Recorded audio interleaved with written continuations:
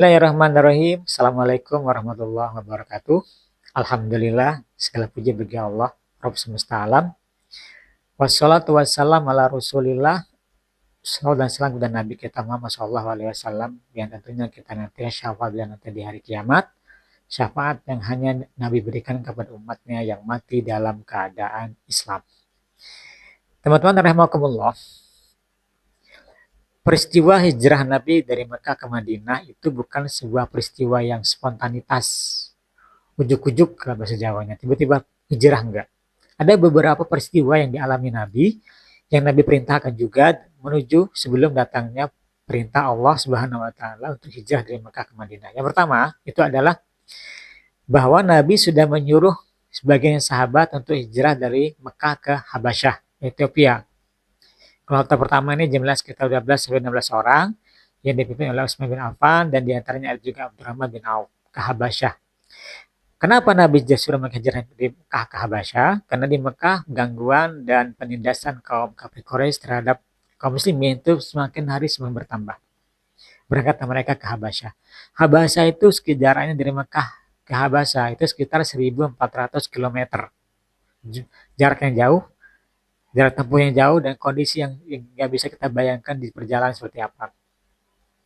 Nah, kemudian hijrah yang kedua itu adalah Nabi juga merintahkan pada tahun keduanya, Nabi merintahkan sebagian besar kaum muslimin, jumlahnya nyampe sekitar 70 orangan, berangkatlah mereka dari Mekah ke Habasyah. Hijrah yang kedua.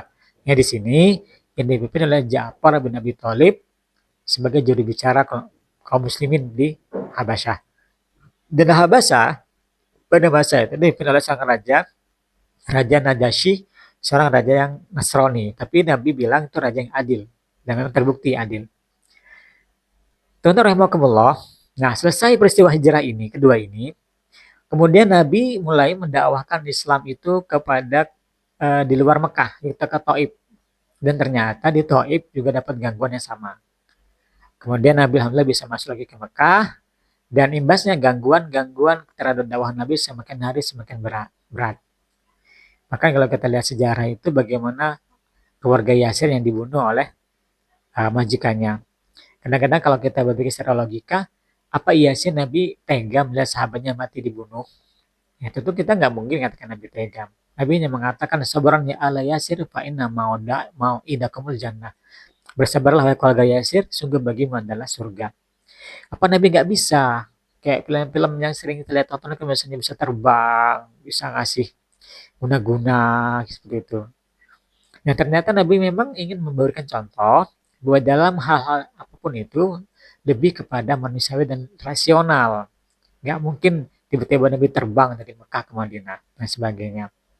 Nah, kemudian ketika dakwah Nabi di Mekah kurang responsif dari masyarakat kota Mekah, mulailah Nabi menyampaikan dakwahnya itu kepada pendatang dari Yasrib atau Madinah yang pergi haji.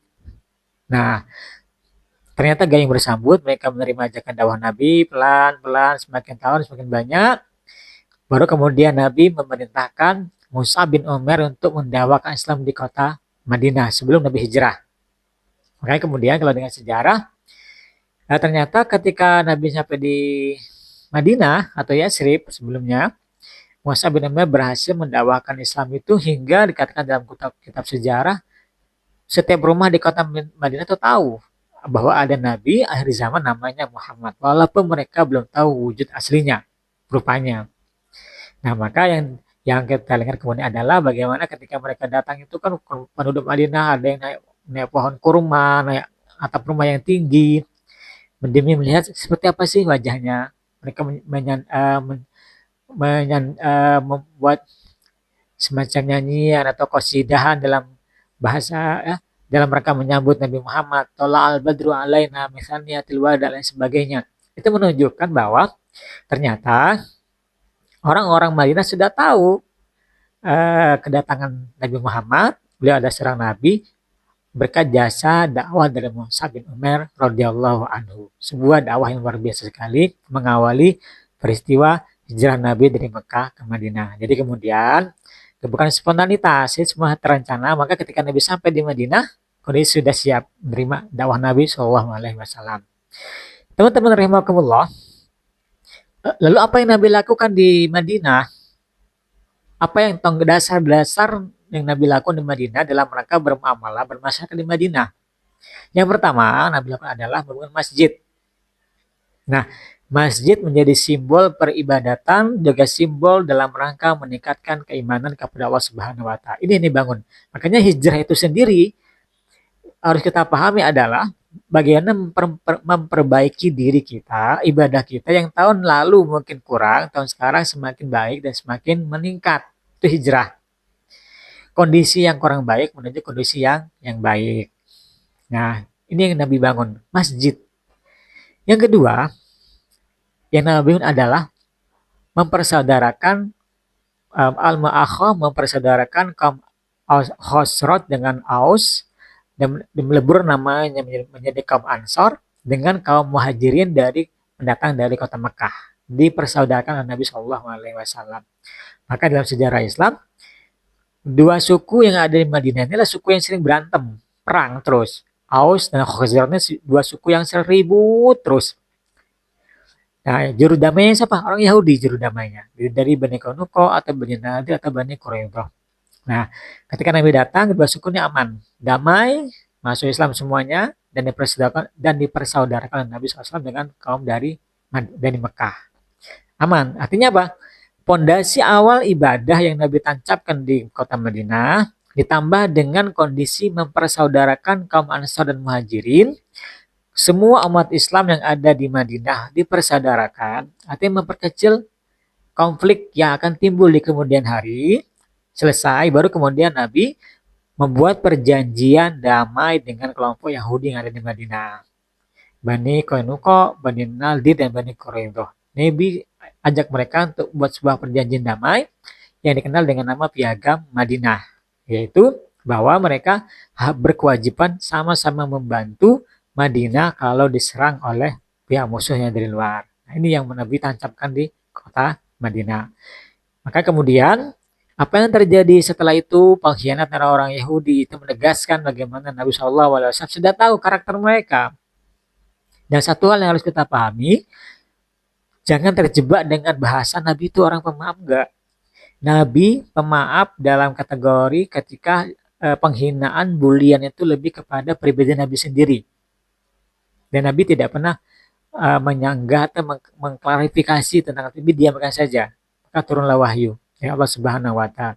Wa ma sahibikum bimajnun. Nabi dikatakan gila, Nabi dikatakan tukang sihir, Nabi dikatakan dukun dan sebagainya oleh mereka. Tapi Nabi nggak pernah membantah karena bantahan turun langsung dari Allah Subhanahu wa taala. Tapi ketika perjanjian damai, gencatan senjata yang Nabi buat dengan kelompok Yahudi yang di Madinah dilanggar, apa yang terjadi, teman-teman? Nabi tegakkan hukumnya. Nabi hukum orang-orang Yahudi yang ada di Madinah. Ya, bukan dimaafkan, dihukum oleh Nabi. Ya, karena kesepakatan itu dilanggar itu sebuah pengkhianatan dan yang berkhianat harus dihukum sesuai dengan ketentuan yang berlaku, sesuai dengan kesepakatan yang sudah dibuat oleh mereka. Jadi dipahami bahwa Nabi pemaaf, tapi ketika ajaran Islam diganggu, kesepakatan damai dilanggar, Nabi tegakkan hukumnya. Bahkan dalam sejarah ada yang mereka yang ketika berkhianat di kasus perang Khandaq, semuanya yang dewasa-dewasa yang sudah murtad dibunuh semuanya oleh para sahabat dan Nabi tidak membantah hal itu. Artinya apa? Ketika hal-hal sifatnya ajaran Islam diganggu, kesepakatan damai dianggal, maka Nabi tegakkan hukum-hukum yang berlaku. Tapi ketika hal sifatnya Nabi kalau pribadi, walaupun dalam hal itu dalam rangka menghancurkan pribadi Nabi, Nabi tidak pernah membalas itu. Bahkan jawabannya langsung dari Allah Subhanahu wa taala.